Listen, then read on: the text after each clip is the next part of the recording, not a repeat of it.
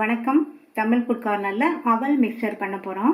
இதை வீட்டில் உள்ள பொருட்களை வச்சு ரொம்ப ஈஸியாக வேகமாக 10 நிமிஷத்தில் செஞ்சிடலாம். நல்ல மொறுமொறுப்பாகவும் சாப்பிட்றதுக்கு ரொம்ப டேஸ்டாகவும் இருக்கும். இது வரைக்கும் நம்ம சேனலை சப்ஸ்கிரைப் பண்ணாதவங்க சப்ஸ்கிரைப் பண்ணிவிட்டு பக்கத்தில் உள்ள பெல் பட்டனையும் கிளிக் பண்ணிக்கோங்க. 2 கப் அவல் எடுத்திருக்கேன். அவல் நல்லா க்ளீன் பண்ணி சுத்தமாக எடுத்து வச்சுக்கணும்.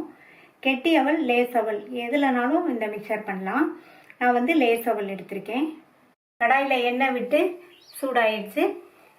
ஸ்டவ்வை மீடியம் ஃப்ளேமில் வச்சுட்டு அவல் மிக்சருக்கு வறுக்க வேண்டிய ஒவ்வொன்றையும் வறுத்து எடுக்கணும். ஃபஸ்ட்டு வேர்க்கடலையை வறுத்துடலாம். நான் ஸ்டீல் சல்லடை கரண்டி வச்சுருக்கேன். இந்த மாதிரி ஸ்டீலில் உள்ளது தான் யூஸ் பண்ணணும், பிளாஸ்டிக் யூஸ் பண்ணிடாதீங்க.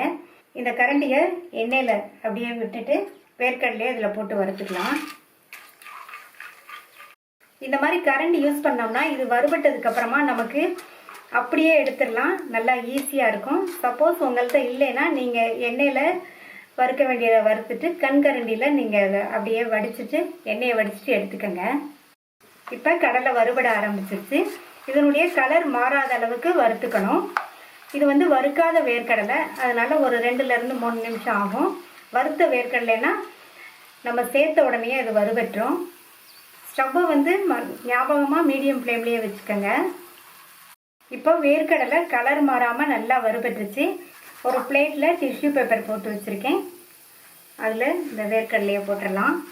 அடுத்து 50 கிராம் பொட்டுக்கடலை இதில் சேர்க்குறேன். பொட்டுக்கடலை வேகமாக வறுபட்டுரும், அதனால் இதையும் கலர் மாறாத அளவுக்கு கரெக்டாக வறுத்துக்கங்க.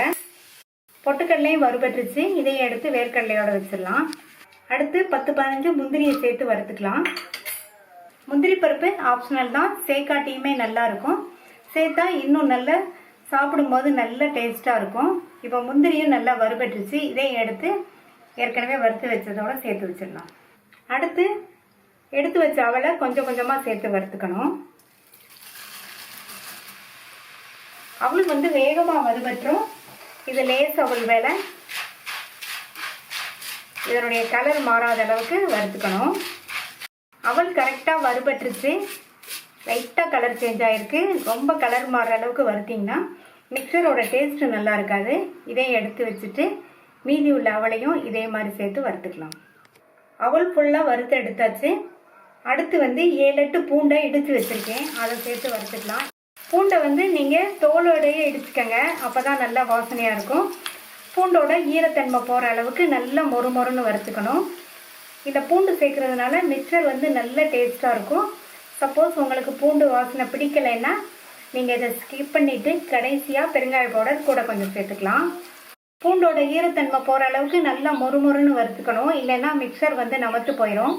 இப்போ நல்லா வறுபட்டுருச்சு. இதையும் எடுத்து அதோடு சேர்த்து வச்சிடலாம்.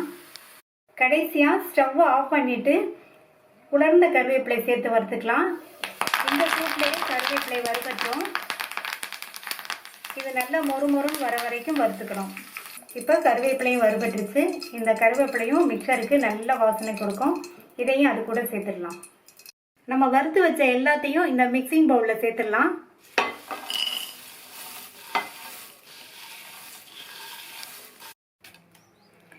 வறுத்த எல்லாத்தையும் டிஷ்யூ பேப்பரில் போட்டதுனால இதில் உள்ள எக்ஸஸ் ஆயிலெலாம் டிஷ்யூ பேப்பருக்கே வந்துருச்சு பாருங்கள்.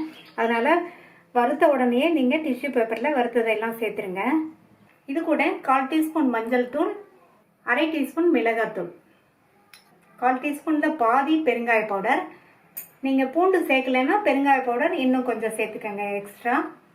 இதுக்கு தேவையான அளவு உப்பு. ஒரு ஈரமில்லாத காஞ்ச ஸ்பூனை வச்சு இதை மிக்ஸ் பண்ணணும். நம்ம சேர்த்த எல்லா பக்கமும் நல்லா ஒன்றா மிக்ஸ் ஆகிற மாதிரி 2-3 நிமிஷம் இந்த மாதிரி கலந்து விட்டுருங்க. உப்பு காரம் தேவைப்பட்டால் கடைசியில் செக் பண்ணிவிட்டு சேர்த்துக்கலாம். நல்லா கலந்து விட்டாச்சு. உப்பு காரம் கரெக்டாக இருக்கான்னு செக் பண்ணலாம். உப்பும் காரமும் இன்னும் கொஞ்சம் சேர்க்க வேண்டியிருக்கு. கொஞ்சம் உப்பும் கொஞ்சமாக தனி மிளகாத்தூளும் சேர்த்துக்கலாம். இதுக்கு தனி மிளகாத்தூள் தான் சேர்க்கணும். நீங்கள் குழம்பு தூளோ சாம்பார் தூளோ வேறு எதையும் சேர்த்துடாதீங்க. மறுபடியும் நல்லா ஒன்றா மிக்ஸ் பண்ணி விட்டுடலாம். நல்லா கலந்து விட்டாச்சு. எல்லாரும் விரும்பி சாப்பிட்ற மாதிரி மொறுமொறுன்னு டேஸ்டான அவல் மிக்சர் ரெடி. இந்த அவல் மிக்சரை ட்ரை பண்ணி பார்த்துட்டு உங்கள் கமெண்ட்ஸை சொல்லுங்கள். தேங்க்யூ.